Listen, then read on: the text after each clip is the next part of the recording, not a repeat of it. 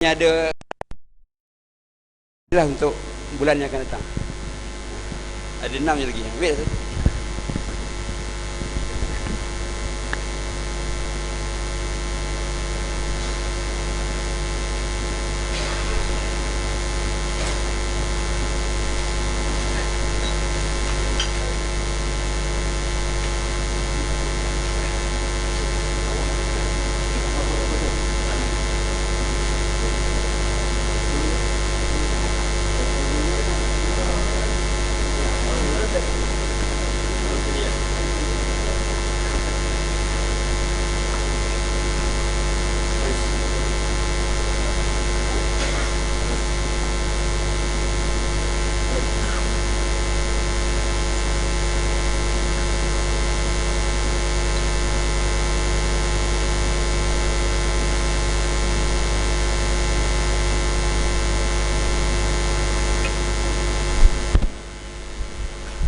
Assalamualaikum warahmatullahi wabarakatuh.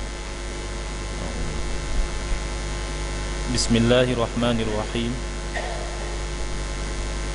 Alhamdulillahi rabbil alamin.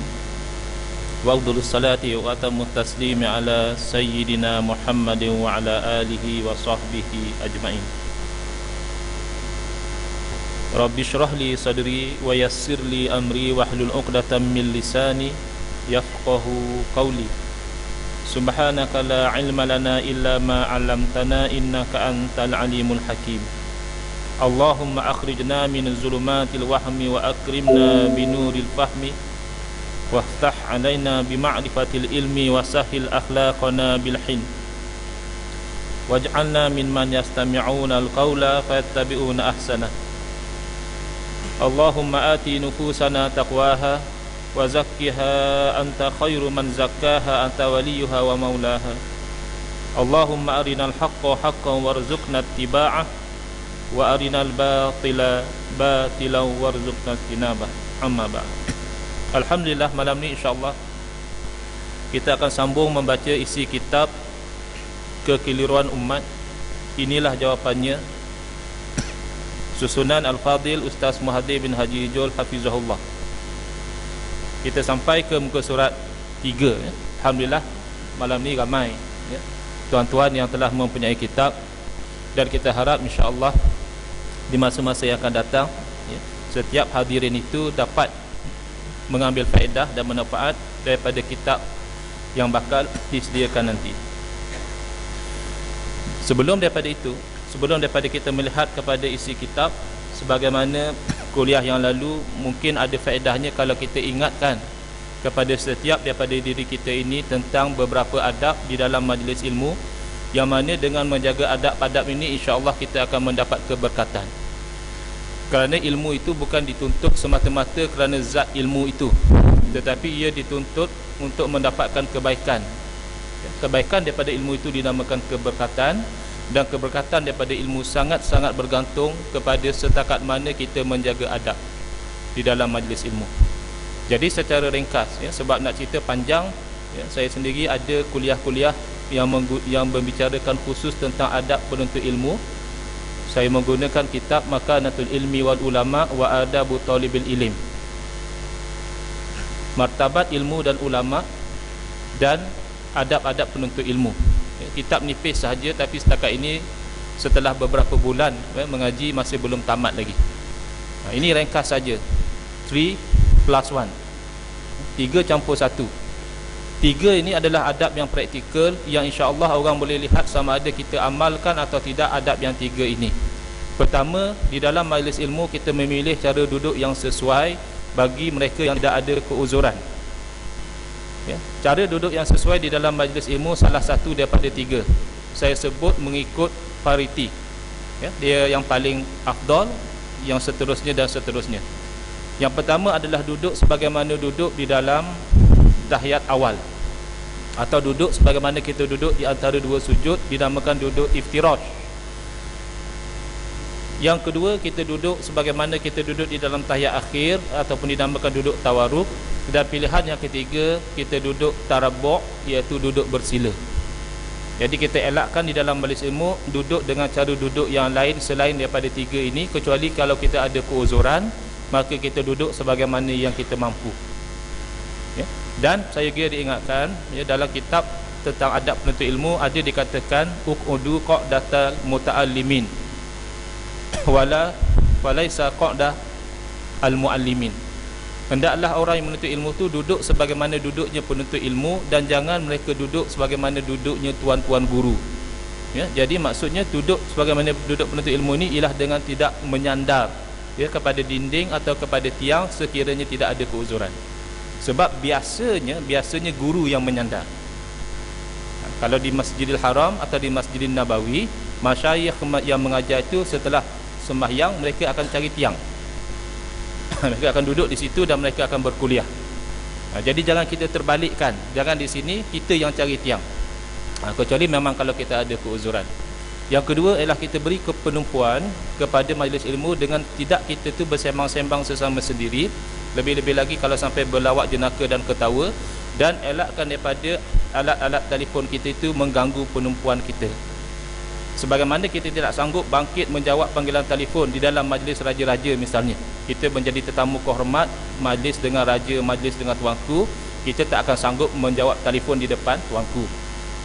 Kita pun jangan kata tuanku, depan bos kita, CEO panggil kita berjumpa, CEO baru nak bercakap, kita rasa buzzing dalam poket kita, kita tak akan kata, "Jap Datuk, sekejap Tan Sri, saya nak jawab call." Kita tak sanggup. Jadi dalam majlis yang tidak mustahil dihadiri oleh malaikat, yang tidak mustahil sedang bercucuran rahmat daripada Allah Subhanahu Wa Taala seperti majlis-majlis ilmu ini, jangan sekali-kali kita meletakkannya lebih rendah daripada majlis dengan raja-raja dan majlis dengan bos kita. Yang ketiga, kita menjaga adab dengan apa-apa saja yang berkaitan dengan ilmu, khususnya kita menggunakan kitab. Maka elakkan kitab yang kita gunakan itu daripada diletakkan di atas lantai, lebih-lebih lagi kalau sampai diletakkan di hujung kaki.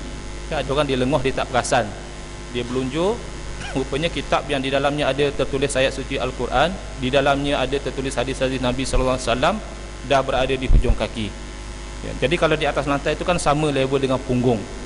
Jadi punggung kita ni selalu bernajis, tak sesuai kita letakkan kitab yang ada ilmu yang sangat berharga itu sama level dengan punggung. Jadi kita boleh memilih untuk riba, ya, letak di atas ribaan, atau kalau disediakan rehal ada di sini, menggunakan rehal itu lebih rehat lagi, ya. Kita boleh mencatat 3 telah selesai, 3 yang praktikal dah selesai. Kita boleh nampak, oh, orang ni dalam majlis ilmu duduk berlunjuk, mau orang ni dalam majlis ilmu duduk angkat kaki, boleh nampak.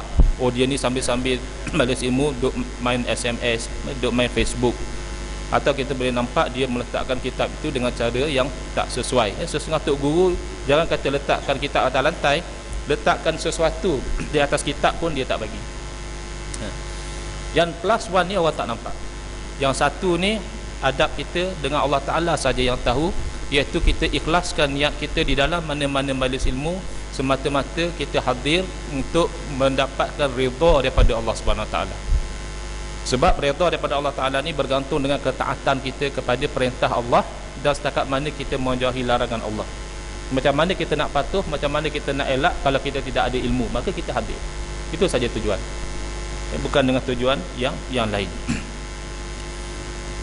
Selingan, bulan lepas ada seorang ahli jemaah, Cik Ahmad, menjemput saya ke kenduri kahwin anak beliau 30 hari bulan. Nak mohon maaf saja tak hadir. Niat nak hadir tapi tak sempat. Apapun kita doakan semoga perkahwinan anak beliau diberkati oleh Allah Subhanahu Wa Taala dan dikurniakan dengan zuriat yang solehah. Baik, flashback sedikit, ya, sebab ini ada kaitan. Kita bab yang pertama membincangkan tentang tajuk bid'ah, dan tajuk bid'ah ini kebelakangan ini menjadi semakin penting sebab ia menjadi punca perbalahan dan punca persengketaan di kalangan sebahagian daripada umat Islam, dan malah sampai kepada peringkat label-melabel. Ini puak-puak ahli bid'ah, ini kita tak boleh berkawan, tak boleh bersembang dengan mereka sebab mereka ni ahli bid'ah. Jadi kita tak nak terjatuh di dalam keadaan yang mana kita melabelkan saudara kita dengan tuduhan-tuduhan yang pelbagai tanpa kita mendalami ilmu yang berkaitan. Jadi kita kena faham dahulu bid'ah itu apa. Yang dimaksudkan bid'ah dari segi bahasa ini saya sebut secara semintas lalu, ya, sebab kita dah sebut dalam kuliah yang lalu. Bermaksud perkara yang baharu, yang tidak pernah dibuat sebelum ni. Apa-apa sahaja perkara yang baru yang sebelum ni tidak pernah dilakukan orang, maka itu dinamakan bid'ah. Dulu kita tengok bola saja, tak ada yang conteng-conteng muka dengan berbagai color. Saya ingat mungkin baru beberapa tahun kebelakangan ni berlaku perkara tersebut. Dari segi bahasa itu dinamakan bid'ah. Ya, pergi tengok bola conteng muka tu, dari segi bahasa dinamakan bid'ah. Baik ke tak baik nanti kita tengok. Dari segi istilah, yang ni yang penting. Dari segi bahasa, ada kalanya ada persamaan dengan istilah, ada kalanya berbeza. Dari segi istilah, ulama ada dua pendekatan dalam mentafsirkan bid'ah itu apa. Ulama mentafsirkan secara umum, dan ada yang mentafsirkan secara khusus. Umum maksudnya skop dia luas, khusus bermaksudnya dia kecilkan skop bid'ah itu. Jadi yang mempelopori takrifan atau definisi bid'ah yang umum adalah Al-Imam Izzuddin bin Abdul Salam, ya, yang digelar beliau itu sebagai Sultanul Ulama, sultan kepada para ulama, kerana ketegasan beliau berfatwa dengan hukum walaupun tidak disenangi oleh pemerintah. Jadi hukum ini bukan nak menggembirakan pemerintah dan bukan juga hendak menggembirakan orang yang melawan pemerintah. Kadang-kadang orang kata kalau kita buat fatwa bersamaan dengan apa yang pemerintah nak, maka kita itu orang yang membodek. Tak semestinya. Kalau kebetulan hukumnya begitu, sesuai dengan kehendak pemerintah, maka begitu yang kita katakan, walaupun dituduh oleh orang ramai sebagai pembodek kepada pemerintah. Sebab cabaran bukan sahaja daripada pemerintah, cabaran juga daripada orang yang melawan pemerintah dalam menyatakan hukum Allah Ta'ala, tak tengok kiri, tak tengok kanan. Ya Allah kata itu hukum. Baik. Jadi Al-Imam Izzuddin bin Abdul Salam rahimahullah ta'ala, Sultanul Awliya, menyebutkan bid'ah sebagai fi'lu ma lam yu'had fi asri Rasulillah sallallahu alaihi wasallam. Bid'ah satu perbuatan yang tidak pernah dilakukan pada zaman Rasulullah sallallahu alaihi wasallam. Jadi kalau begitu, banyak sekali perkara bid'ah yang sedang kita lakukan, sebab banyak sekali perkara yang tidak dilakukan oleh Rasulullah sallallahu alaihi wasallam. Ya, Rasulullah SAW ada mengajar para sahabat ilmu agama, tapi Rasulullah SAW mengajar para sahabat tidak menggunakan mikrofon. Rasulullah SAW mengajar para sahabat tidak duduk di atas kursi begini, ya, dan tidak menggunakan kitab sebagaimana yang kita gunakan sekarang. Apatah lagi kalau sampai ada lagi projektor shoot dekat skrin tu, pasti tidak ada di zaman Rasulullah SAW. Jangan kata zaman Rasulullah SAW, zaman 100 tahun yang lalu tidak ada orang mengajar ada projektor macam tu. Jadi banyak sangat benda yang bid'ah kalau mengikut takrifan Al-Imam Izzuddin bin Abdul Salam. Oleh yang demikian, diterangkan di bawah, takrif di atas adalah umum. Semua perbuatan keagamaan yang tidak pernah dibuat pada zaman Rasulullah SAW lalu dibuat selepas itu, sama ada baik atau tidak, adalah bid'ah. Oleh kerana ia umum, perlu dikhususkan, iaitu sekiranya baik, bid'ah yang berkenaan, perkara baharu yang berkenaan akan disebut sebagai bid'ah hasanah, iaitu bid'ah yang tidak keji atau bid'ah yang baik. Dan sekiranya tidak baik, maka akan disebut bid'ah yang dolalah, ya, dolalah bermaksud sesat, atau sayyi'ah bermaksud keji. Bid'ah yang sesat atau bid'ah yang keji. Baik, orang tanya, Ustaz, macam mana nak tahu baik tak baik? Baik tak baik daripada segi kayu ukur syarak lah, dari segi hukum lah, baru kita menilai baik tak baik. Sebab kalau kita menilai dengan kayu ukur akal kita, ada masa bercanggah dengan syarak. Kadang-kadang akal mengatakan baik kalau kita bersalam lelaki dan wanita, sebab itu menunjukkan kemesraan. Ya, kita jumpa business associate kita datang daripada overseas, walaupun dia wanita, kan elok kalau kita bersalam, menunjukkan kita meraihkan dia. Itu dari segi kayu ukur fikiran. Tetapi dari segi kayu ukur syarak berbeza. Dan fikiran kita tidak jarang dipengaruhi oleh nafsu. Fikiran yang sihat mengatakan elok kalau lelaki itu berpakaian dengan pakaian lelaki, tetapi nafsu kadang-kadang mengatakan elok juga kalau lelaki berpakaian wanita. Nafsu ini dah jadi berpenyakit. Nafsu itu sendiri menyuruh kepada kejahatan. Inna nafsa la'ammaratun bisu. Sesungguhnya nafsu itu sangat-sangat menyuruh kepada kejahatan. Jadi syarak yang menjadi penentu baik ataupun tidak baik sesuatu bid'ah. Maksud kata dalam pembahagian Al-Imam Izzuddin bin Abdul Salam, dia letakkan skop tu bid'ah masuk semua dulu. dalam bakul yang semua tu, semua benda baru masuk dalam bakul bid'ah dulu, nanti baru dia asingkan. Yang ini elok masuk sebelah sini hasanah, yang ini tak elok masuk sebelah sini sayyi'ah. Berbeza dengan pendekatan yang diambil oleh setengah ulama yang lain, mereka mentakrifkan atau mendefinisikan bid'ah secara khusus. Antara ulama yang mempelopori definisi khusus ini adalah Al-Imam Ibn Rajab Al-Hambali, memberikan takrif bid'ah sebagaimana berikut: ma uhditha mimma la asla lahu fi syari'ati yadullu alaihi, fa amma ma kana lahu aslun minas syar'i yadullu alaihi falaysa bi bid'atin syar'an wa in kana bid'atan lughatan. Bid'ah adalah apa-apa sahaja yang tidak ada asal baginya di dalam syariat, ya. Asal di sini, asal ada banyak makna. Aslun dalam konteks ini bermakna dalil, ya. Asal kadang-kadang bermakna ascendant, nenek moyang. Nenek moyang kita tu asal kita, usul kita. Ada kalanya bermakna kaedah. Dalam konteks ini asal bermakna dalil.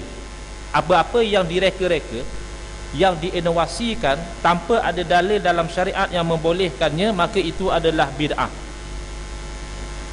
Fa amma ma kana lahu aslun, adapun sesuatu yang ada dalil dari syarak yang menunjukkan kepada perbuatan yang berkenaan, maka tidaklah dinamakan bid'ah dari segi syarak, walaupun boleh dinamakan bid'ah dari segi bahasa. Jadi dia dah khususkan. Dia tak mau macam yang tadi. Yang tadi asal benda baru masuk dalam bakul bid'ah, lepas tu baru dia bagi. Sekarang tak, daripada awal dia bagi. Kalau yang ada dalil, tak payah namakan bid'ah lah.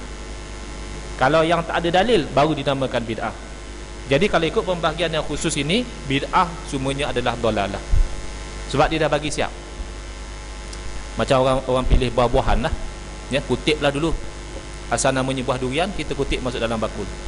Apa jenis, elok kata elok, kita kutip dulu. Nanti baru kita bahagikan yang mana musang king, yang mana kucing king, yang mana apa king, kita asing-asingkan. Yang mana buruk, yang mana elok, kita asing-asingkan. Tetapi mengikut pendekatan yang kedua, jangan macam tu. Awal-awal lagi durian kita masukkan dalam satu bakul, yang bukan durian, buah-buahan lain masuk bakul yang lain. Ataupun durian yang kualiti tinggi satu bakul, durian yang kualiti rendah bakul yang lain. Itu saja beza dia. Tetapi persamaan di mana?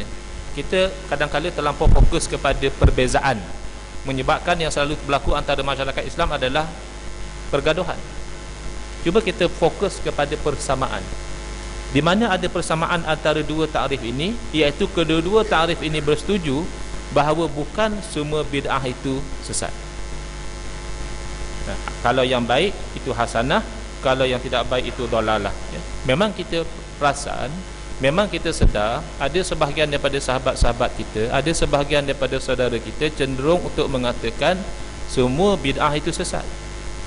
Tadi saya perasan dekat skrin TV hari Khamis ada bacaan Yasin, malam Jumaat ada bacaan Yasin. Mungkin di masjid ni tidak menjadi isu, tetapi di setengah tempat membaca Yasin pada malam Jumaat pun dikatakan bid'ah yang dalalah, bid'ah yang menyebabkan seseorang yang melakukannya masuk neraka. Alasannya kenapa? Sebab baca Yasin malam Jumaat kata mereka tak dilakukan zaman Nabi. Itu dah satu pembohongan lah. Sebab zaman Nabi SAW ramai yang baca Quran tiap-tiap malam, ya. Jadi bila baca Quran tiap-tiap malam atau mengkhatamkan Quran setiap hari, pasti dia akan membaca surah Yasin. Dan setiap hari termasuk malam Jumaat.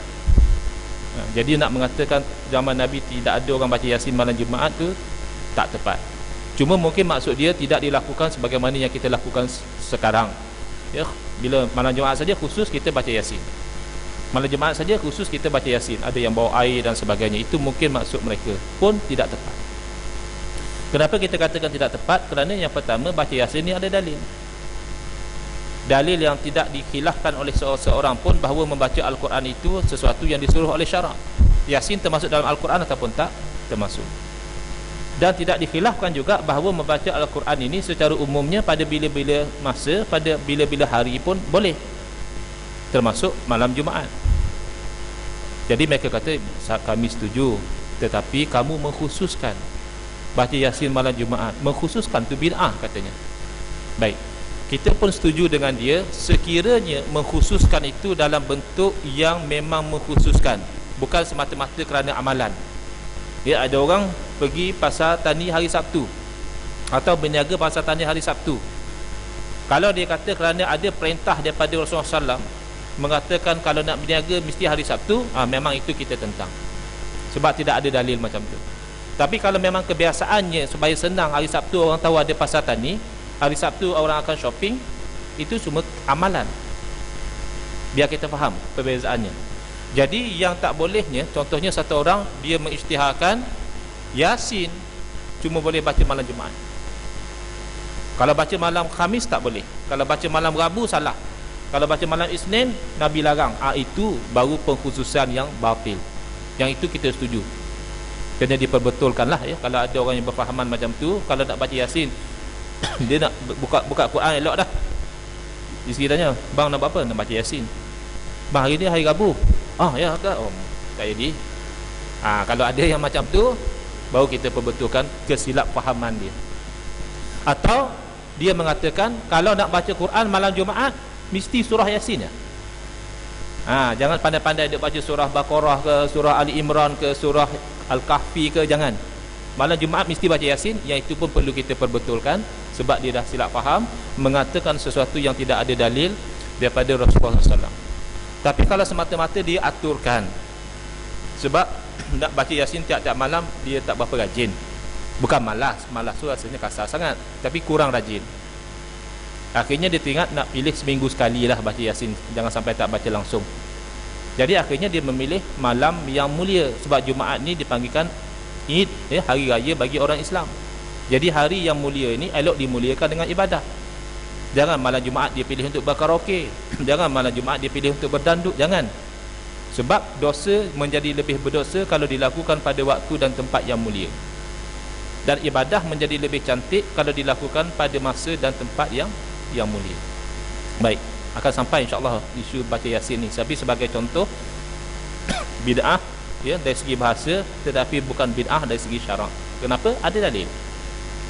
Ada dalil yang menunjukkan bolehnya kita melakukan yang sedemikian. Keterangan di muka surat 4 ya.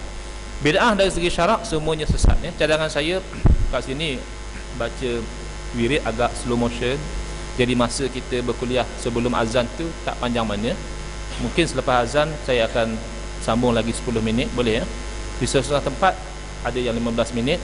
Di sesuatu tempat ada yang mereka duk tanya soalan sampai pukul 9. Letih juga.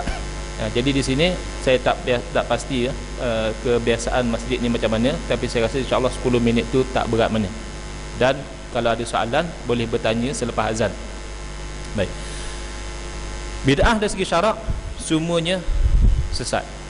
Jika sesuatu perbuatan itu ada dasar syariat, maka ia tidak dinamakan bid'ah dari segi syarak, tetapi hanya bid'ah dari segi bahasa. Itu beza antara Al-Imam Izzuddin bin Abdul Salam dengan Al-Imam Ibn Rajab Al-Hambali ya, rahimahumullah. Imam Izzuddin bin Abdul Salam kata bid'ah sesat atau tak sesat dinamakan bid'ah. Kalau baik bid'ah hasanah, kalau tak baik bid'ah dalalah. Ibn Rajab Al-Hambali kata kalau dah baik tak perlu namakan bid'ah lah. Kalau tak baik baru kita namakan bid'ah.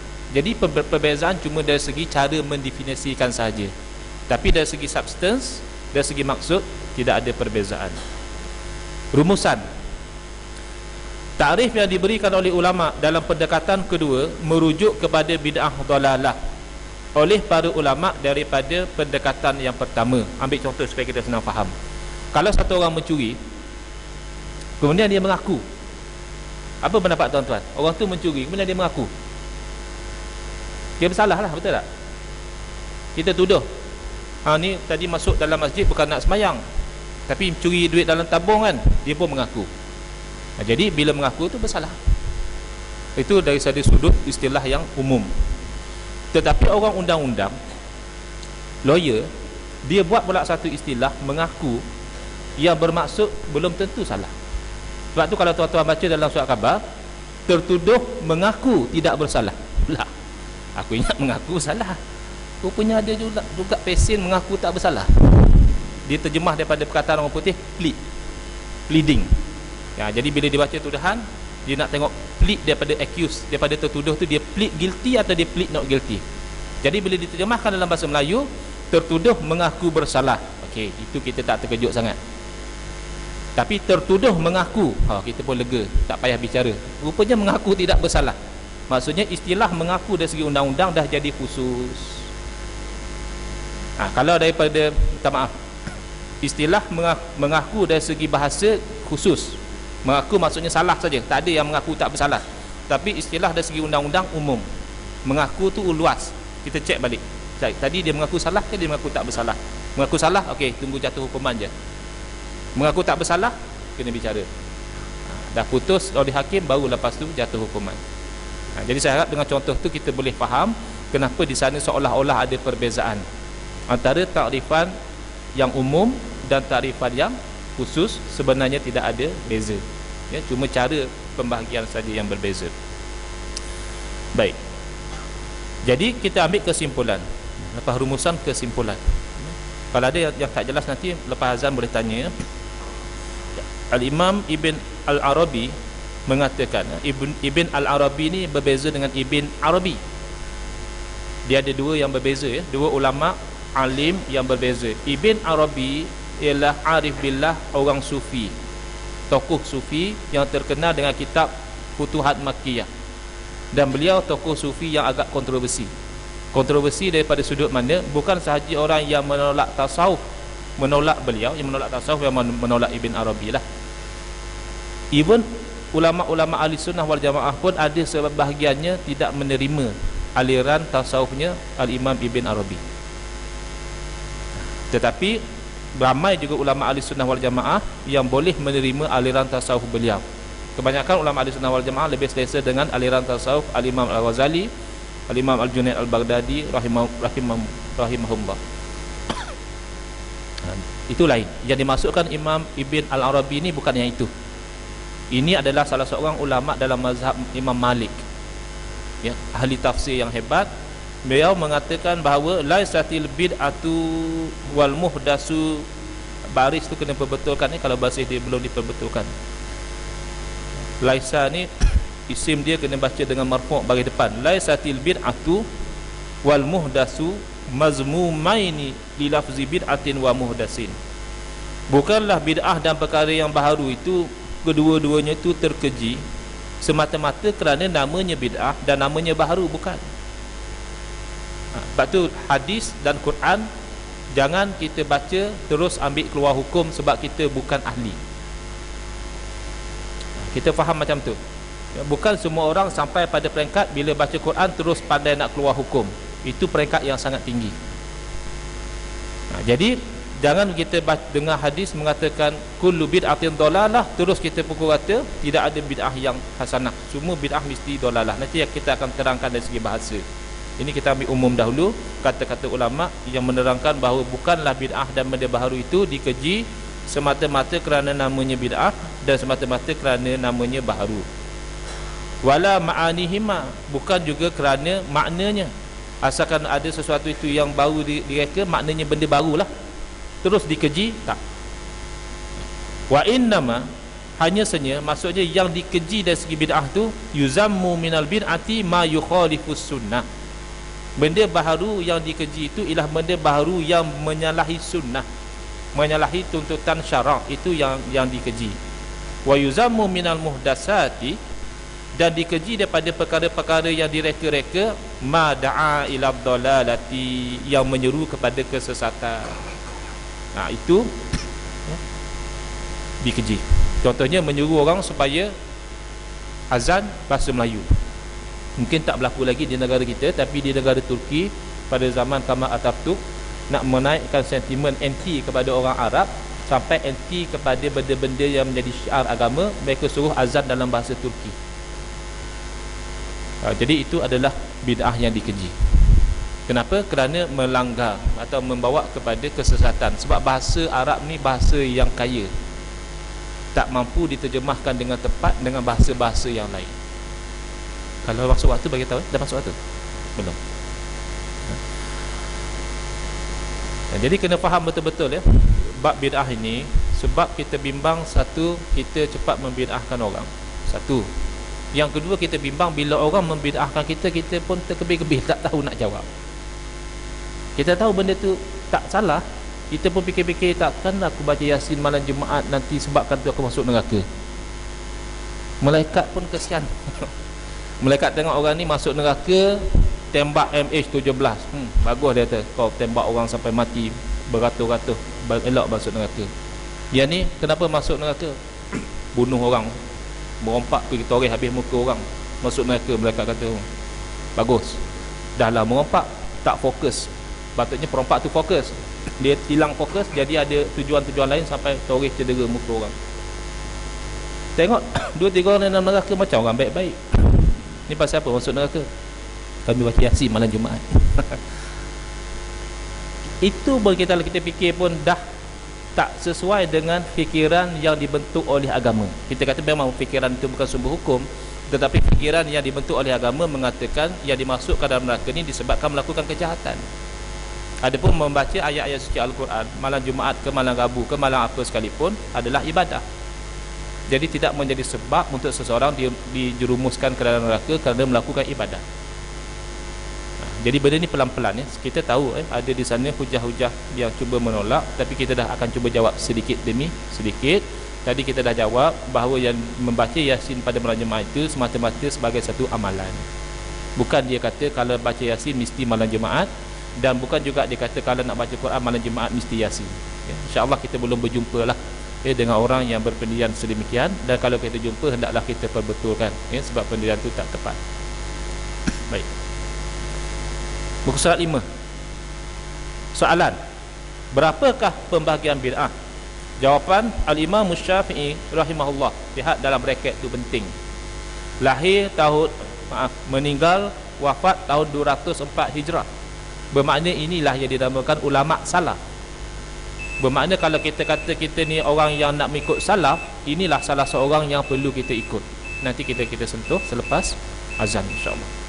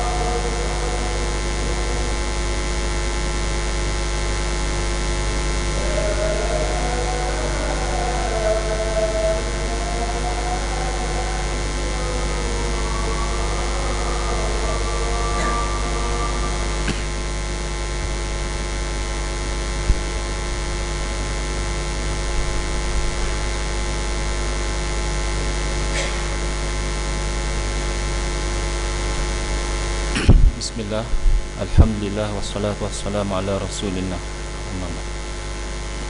Baik, sebelum kita buka ruang untuk kalau ada soalan, kita cuba lihat tentang kenyataan di dalam jawapan ini. Al-Imam Syafi'i rahimahullah ta'ala yang wafat pada tahun 204 Hijrah membahagikan bid'ah kepada dua bahagian. Di zaman kita ada sebahagian daripada saudara-saudara kita yang mengklaim, mengaku, mempropagandakan bahawa mereka mengikut salaf, dan oleh itu mereka menggelarkan diri mereka sebagai salafi. Oleh kerana mengikut salaf, maka diletakkan di belakang itu ya nisbah. Kadang-kadang orang tanya, apa beza tak salaf dengan salafi? Beza dia, salaf itu memang dia tu salaf, macam Imam Syafi'i salaf. Adapun salafi, dia menisbahkan dia. Dalam bahasa Arab, ya di belakang itu dinamakan ya nisbah. Disembahkan kerana banyak sebab. Mungkin kerana tempat, mungkin kerana keturunan, mungkin kerana pengikut, dan pelbagai sebab-sebab yang lain. Contohnya negara kita dalam bahasa Arab disebut Malaysia, ya, Malaysia, dan kita disebut sebagai Malizi. Ya di belakang itu menunjukkan kita ni orang Malaysia, ya. Dan begitu juga kita jumpa di dalam kitab-kitab, contohnya Al-Baghdadi, Ad-Dimashqi. Kenapa? Kerana dia ni asal orang Baghdad atau pernah menetap di Baghdad. Kenapa? Dia ni orang Dimash, pernah menetap di Dimash, dia disebut Al-Dimashqi, Al-Kelantani, Al-Selanjori dan sebagainya. Dan kadang-kadang disebabkan dia mengikut seseorang. Contohnya disebut orang-orang yang mengikut mazhab Imam Syafi'i sebagai Syafi'i, mengikut mazhab Imam Abu Hanifah Hanafi, mengikut mazhab Imam Ahmad ibn Hanbal Hanbali, mengikut mazhab Imam Malik Maliki, mengikut pegangan yang dibawa oleh Muhammad bin Abdul Wahab Wahabi. Jadi tak perlu sensitif sangat, cuma nisbahkan kepada orang yang bernama Muhammad bin Abdul Wahab. Habis kenapa dia tak disebut Muhammadi? Sebab tidak jarang seseorang itu dinisbahkan kepada bapa kepada orang itu. Contoh mazhab Imam Ahmad bin Hanbal, mereka tak panggil Ahmadi, mereka panggil Hanbali. Sedangkan Hanbal itu bukan nama imam, tapi nama ayah kepada imam. Especially yang nama Ahmad, yang nama Muhammad jarang dinisbahkan, sebab itu nama Nabi. Jadi dia ambil nama ayah sebagai ganti. Jadi salafi, siapa sebenarnya salafi? Ialah orang yang mengikut salaf. Itu hakikatnya salafi. Kita jangan terpedaya dengan dakwaan. Dakwaan sesiapa pun boleh mendakwa. Tuan-tuan, kalau ada orang datang ke rumah, ketuk pintu, muka pun nampak lain macam, pakaian pun nampak selekeh, mengaku dia datang nak cek daripada TNB, dia ni datang nak cek gas, ya, daripada mana-mana syarikat dan sebagainya. Tuan-tuan kalau berhati-hati, mesti tuan-tuan tak benarkan masuk dulu, nakkan kepastian dulu. Nampak pakai pun lain macam, cakap pun macam tak berapa confident, betul ke dia ni daripada TNB? Tak jarang perompak mengaku daripada TNB. Malah tak jarang perompak pun boleh pakai jubah dan serban untuk menyamar. Jadi sekadar mengaku tidak ada masalah, siapa-siapa boleh mengaku. Tapi persoalannya bukti di mana? Di mana bukti seseorang itu mengikut salaf? Kalau yang mengikut Al-Imam Syafi'i, pasti dia itu mengikut salaf, sebab Al-Imam Syafi'i salaf, ya. Tidak ada satu khilaf bahawa empat imam mazhab, ya, mazhab yang empat, ya, yang terkenal dalam fiqh, kesemuanya imam-imam mereka adalah salaf. Sebab salaf 300 tahun yang pertama selepas Rasulullah SAW, atau ada juga dikatakan 500 tahun. Jadi walaupun orang yang mengikut Imam Syafi'i tidak mengaku salafi, orang yang mengikut Imam Malik tidak mengaku salafi, hakikatnya mereka salafi. Mereka menisbahkan diri dia kepada imam-imam ni. Tetapi orang yang mengaku salafi, kalau kita lihat pegangan mereka, mereka yang paling utama sekali memegang pendapat Al-Imam Ibn Taymiyah rahimahullah. Al-Imam Ibn Taymiyah asalnya mazhab Imam Ahmad bin Hanbal, tetapi ada di sana banyak fatwa-fatwa beliau yang tidak sesuai dengan mazhab Imam Ahmad bin Hanbal, dan beliau bukan salaf. Al-Imam Ibn Taymiyah rahimahullah hidup pada kurun yang ke-8 Hijrah, maksudnya 700 tahun. Tidak ada khilaf bahawa beliau itu tidak salaf. Jadi bila berlaku perbezaan pendapat antara Al-Imam Ibn Taymiyah dengan Al-Imam Ahmad bin Hanbal, maka sekiranya kita mengikut pendapat Al-Imam Ibn Taymiyah dan meninggalkan pendapat Al-Imam Ahmad bin Hanbal, bermakna kita tidak lagi mengikut salaf. Dan berlaku perbezaan antara Syekh Muhammad bin Abdul Wahhab yang menjadikan Al-Imam Ibn Taymiyah sebagai idola beliau di dalam beberapa isu yang lain. Contoh dalam isu tawassul. Tawassul ni berdoa dengan menyebut nama seseorang dan sebagai banyak takrifan lah. Sebagai contoh tawassul, sebagai mudah kita berdoa, ya Allah ya Tuhanku, dengan berkat Nabi-Mu, ya Allah kau perkenankanlah doaku, kau berilah zuriat kepadaku.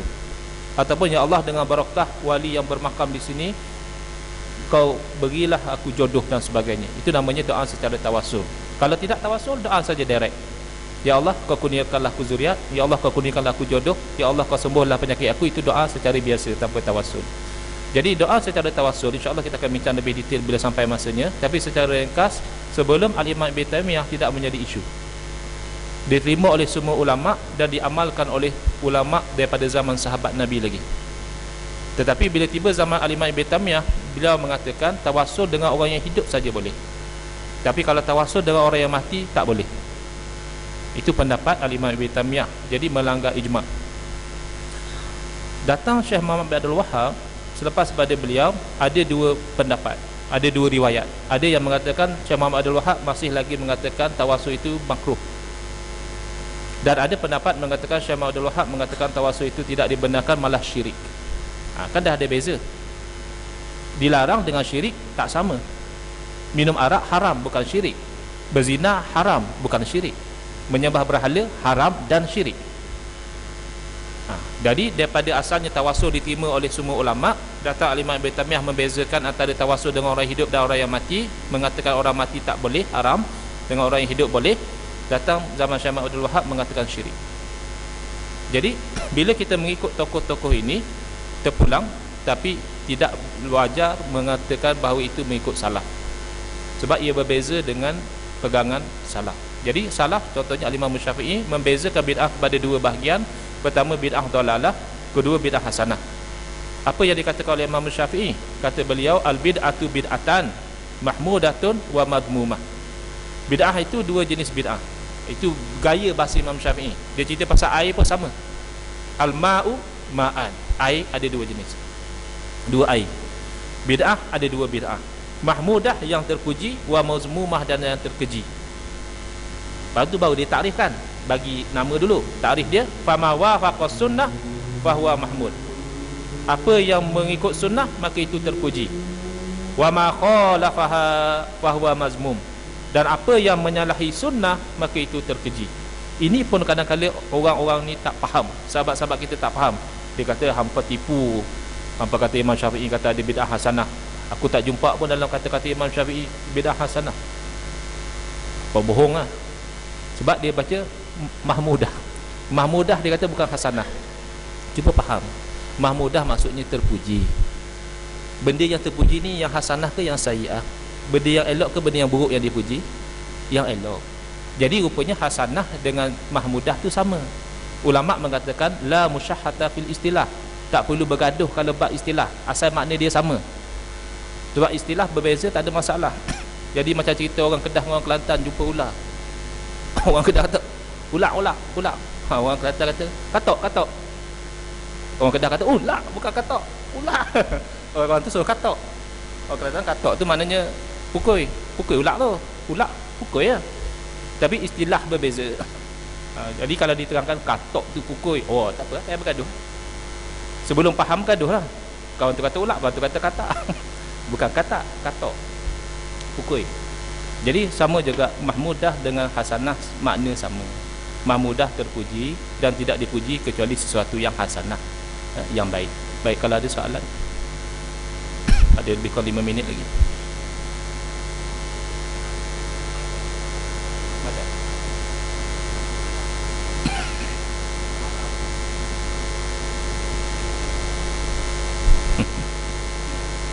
Di Perlis bukan saja madat dilarang, baca kunut subuh pun dilarang. Sedangkan baca kunut subuh ni kalau orang yang mengaji, dia akan tahu bahawa ia adalah khilaf yang masyhur di kalangan ulama, dan malah di sana dalil yang banyak yang menyokong pendapat yang mengatakan bahawa kunut subuh itu sunat.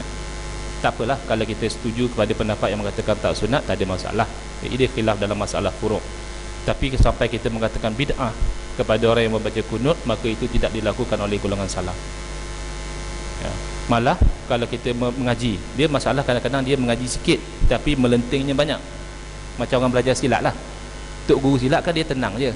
Kalau setakat barang jatuh dia relax. Tapi yang baru belajar 2-3 langkah ni tak boleh jatuh barang, dia melenting. Jadi kalau dia mengaji, dia akan tahu bahawa yang baca doa kunut ni bukan Al-Imam Syafi'i seorang. Doa kunut subuh pendapat Al-Imam Syafi'i dan pendapat Imam Malik. Cuma bezanya Al-Imam Syafi'i berpendapat baca kunut subuh selepas daripada bangkit daripada rokok. Mazhab Malik berpandangan baca kunut subuh sebelum rokok. Itu saja. Dan mazhab Imam Abu Hanifah mengatakan baca kunut masa solat witir. Ada perbezaan tapi mereka berlapang dada, kerana masing-masing ada dalil. Baik. Berkaitan dengan madat, kita kena faham dulu. Ini kaedah yang tuan-tuan pegang ya. Al-hukmu ala syai' far'un an tasawwurihi. Menghukum sesuatu itu cuma cabang daripada kita memahami sesuatu. Kalau kita memahami sesuatu begini, maka hukumnya begini. Kalau kita memahami sesuatu itu berbeza, maka hukum akan jadi berbeza. Sebab itu faham hakikat sesuatu benda itu penting. Jadi madat ni apa dia? Madat ini asalnya meminta pertolongan. Jadi meminta pertolongan ni, kalau dia kata madat ya Rasulullah, madat ya Rasulullah, minta tolong ya Rasulullah. Jadi yang melarang kenapa? Kerana mereka memahami bahawa kalau meminta tolong daripada Rasulullah SAW bermakna syirik. Malah menyuruh Rasulullah, madat ya Rasulullah, kan menyuruh Rasulullah. Jadi kalau menyuruh Rasulullah itu dilarang, kata mereka. Mana dalilnya? Dalam Quran kan ada kata wala tad'u ma'allahi ilahan akhar. Jangan kamu itu menyeru selain daripada Allah Tuhan yang lain. Ni orang ni yang mengatakan madat ya Rasulullah dah menyeru sesuatu yang selain daripada Allah, maka orang ni telah syirik. Baik. Di situ ada kelonggaran di dalam memahami makna syirik. Kalau dia betul-betul faham makna syirik, dan kalau dia memahami tafsir ayat tadi mengikut tafsir yang muktabar, dia tidak akan terjatuh kepada kesilapan yang tersebut. Ayat Al-Quran wala tad'u ma'allahi ilahan akhar ditafsirkan oleh para ulama tafsir, tad'u ay ta'budu. Jangan kamu menyembah selain daripada Allah tu Tuhan yang lain. Menyembah selain daripada Allah itu memang dilarang dan memang syirik. Kalau ditafsirkan sebagai wala tad'u inna lillahi wa inna ilaihi raji'un, kita semua ni syirik. Kita semua ni dah musyrik. Kita duduk dalam rumah, anak duduk kat luar, kita berseru anak kita, mak oi maghrib dah ni, naik. Syirik. Sebab menyeru selain daripada Allah.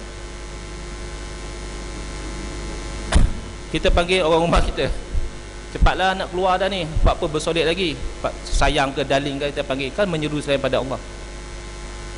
Jadi kalau semata-mata menyeru selain daripada Allah itu syirik, maka tidak ada satu insan pun yang tidak syirik. Sebab kita pasti menyeru selain daripada Allah. Satu. Yang kedua, kalau meminta tolong selain daripada Allah itu syirik, maka Rasulullah SAW mengajar umat melakukan perkara yang syirik. Sebab dalam satu hadis Nabi SAW, Nabi mengatakan barang siapa yang berada di tempat yang tidak ada orang dan berlaku kesusahan, biasanya kesusahan di tempat tak ada orang ni hilang binatang tunggangan lah. Orang dulu musafir dengan unta, dengan kuda dan sebagainya, berehat tidur, bangkit-bangkit tidur, unta dengan bahan-bahan dagangan semua hilang, padang pasir. Bayangkan nak minta tolong dengan siapa? Nabi ajar kata ya ibadallah a'inuni. Nabi SAW kata sesungguhnya Allah Ta'ala ada malaikat-malaikat, dan malaikat-malaikat ni bukan malaikat yang 10 yang kita belajar saja, banyak malaikat Allah Ta'ala. Jadi kalau ditimpa kesusahan salah seorang daripada kamu di tempat yang tidak ada orang, hendaklah dia menyeru ibadallah a'inuni, wahai hamba-hamba Allah, tolonglah aku. Mana Nabi mengajar umat melakukan syirik. Kalau kita mengatakan minta tolong kepada Allah, kepada selain daripada Allah, itu syirik. Baik, cuba kita faham. Syirik takrifnya adalah mengiktikadkan bahawa ada yang selain daripada Allah Ta'ala bersifat dengan sifat ketuhanan. Itu syirik. Apa dia sifat ketuhanan? Kena faham lagi. Sifat ketuhanan secara ringkas adalah istighna'uhu an kulli ma siwa wa iftiqaru kulli ma siwahu ilaihi. Yang dikatakan Tuhan itu adalah dia tidak perlu pada suatu apa pun selain daripada diri dia, dia tak perlu selain daripada itu. Itu Tuhan. Dan yang selain daripada Tuhan semuanya berhajat kepada Tuhan. Dengan takrifan begitu barulah seseorang itu menjadi syirik. Dan sebab itu Qadariyah, i'tikad Qadariyah dikatakan syirik, sebab dia menganggap makhluk tu ada kuasa, Air ini menghilangkan dahaga dengan kuasa air. Api membakar dengan kuasa api. Tak ada kena-mengena dengan Tuhan. Manusia buat jahat itu dengan kuasa manusia, tidak ada kena-mengena dengan qada Allah Ta'ala. Sebab itu Qadariyah dihukumkan oleh ulama sebagai kafir, dah jadi syirik. Tapi orang yang minta tolong dengan doktor, doktor tolong ubat anak saya, dah berbulan-bulan dah sakit, tolong doktor lah, saya harap doktor boleh ubatkan. Syirik kata tak syirik? Bergantung. Kalau dia i'tiqad bahawa itu cuma sebab musabab sahaja, sebagaimana dia kalau lapar makan, sebagaimana kalau dia dahaga minum, tetapi yang memberi hilang dahaga itu Allah, yang memberi kenyang itu adalah Allah, yang menyembuhkan penyakit itu adalah Allah, maka tidak syirik. Itu namanya ittikhadul asbab. Kita mengambil sebab musabab.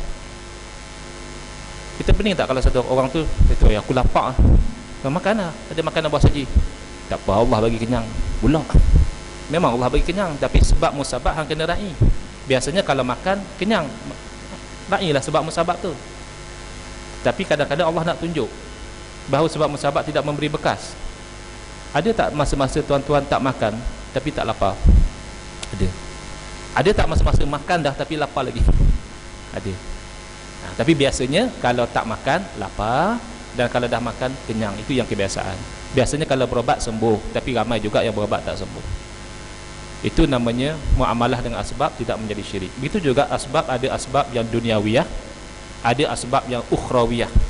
Sebab keduniaan macam tadilah, makan, berobat, minum, bekerja. Dan ada asbab yang ukhrawiyah, itu berdoa. Berdoa ni bukan menjadi sebab kita panjang umur. Bukan hakikatnya sebab kita berdoa kita jadi panjang umur. Umur dah tetap dah. Kita belum lahir Allah dah tentu dah umur kita berapa. Jodoh kita macam mana, amalan kita macam mana. Tapi kenapa kita minta panjang umur, kita minta murah rezeki? Itu sebab ukhrawiyah. Kita hakikatnya Allah Ta'ala dah tentukan rezeki kita banyak mana. Habis berdoa tu, itu sebab kita muamalah dengan asbab. Jadi madad kalau kita faham sebagai cuma muamalah dengan asbab, ataupun kita sebut ya Rasulullah, itu istighafah dilakukan oleh sahabat Nabi. Sahabat Nabi pernah pergi ke makam Rasulullah SAW, dia mengatakan qad halak ummatak, umatmu dah binasa sebab kemarau. Jadi mintalah kepada kami hujan. Bercakap dengan Rasulullah SAW yang telah wafat. Dalam tidur dia bermimpi jumpa Rasulullah SAW. Rasulullah SAW sampaikan salam kepada Sayyidina Umar. Bilal bin Haris Al-Muzani nama sahabat tu. Jadi dia sampaikan berita kepada Sayyidina Umar. Sayyidina Umar gembira, menangis, dan selepas itu dilakukan solat istisqa, hujan. Kenapa dia minta pada Rasulullah SAW? Sebagai sebab saja, bukan dia i'tiqadkan Rasulullah itu Tuhan. Kalau ada yang mengiktikadkan selain daripada Allah tu ada sifat ketuhanan, syirik. Cuma kalau menjadi fitnah, kalau sebab kita sebut madad ya Rasulullah tu menjadi fitnah, maka elakkan itu saja. Tapi sampai menghukumkan orang yang mengatakan itu sebagai syirik, Allah gopoh. Sebab syirik ada takrifannya, bukan kita semua benda kita kata syirik. Jadi saya harap perkara yang itu menjawab soalan. Dan memang ada setengah ulama tidak menggalakkan menyebut madad ya Rasulullah untuk mengelakkan fitnah. Sebab dia ada perkara yang boleh buat tapi tak dibuat kerana tak nak jadi kecoh. Ini dah Rasulullah SAW bagi contoh. Rasulullah SAW cerita, semah lajak sikit ya, InsyaAllah ini yang terakhir. Rasulullah SAW cerita pada Siti Aisyah, Kaabah yang ada sekarang ni bukannya sebagaimana Kaabah yang Nabi Allah Ibrahim bina. Dia dah jadi lebih kecil. Sebab masa runtuh Kaabah pada zaman jahiliyah, orang jahiliyah masa tu kesempitan ekonomi. Jadi bajet tak cukup. Buat mana yang ada lebih kecil daripada yang dibina oleh Nabi Allah Ibrahim. Jadi tanya Siti Aisyah, kalau macam tu Rasulullah kenapa tak roboh saja kemudian bina baru ikut spesifikasi Nabi Allah Ibrahim? Jadi jawab Rasulullah SAW, kalaulah tak kerana kaum kamu tu masih baru lagi dengan jahiliyah, niscaya aku akan buat sebagaimana yang kamu cadangkan. Tapi Rasulullah fikir, oleh kerana kaum ni baru masuk Islam, kalau diroboh Kaabah nanti akan timbul kekecohan. Ini Nabi apa kata ikut milatu Ibrahim, tapi roboh Kaabah yang dibina oleh Nabi Ibrahim, kan ada yang akan murtad, ada yang akan mempersoalkan tindakan Rasulullah. Rasulullah tak nak buat.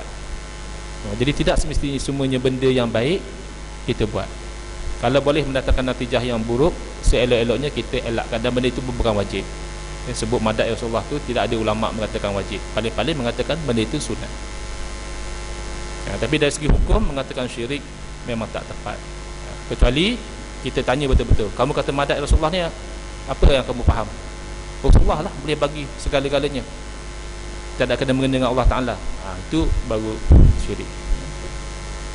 InsyaAllah kita akan sambung pada Jumaat yang pertama bulan hadapan. Bismillahirrahmanirrahim. Alhamdulillahirrabbilalamin. Wassalatu wassalamu ala asyrafil anbiya wal mursalin wa ala alihi wa sahbihi ajma'in. Allahumma syrah sudurana wa ahsin akhlaqana wa azim ujurana wa nawwir qulubana binuri hidayatika kama nawtar arda binuri syamsika abadan abada birahmatika ya arhamar rahimin. Walhamdulillahi rabbil alamin.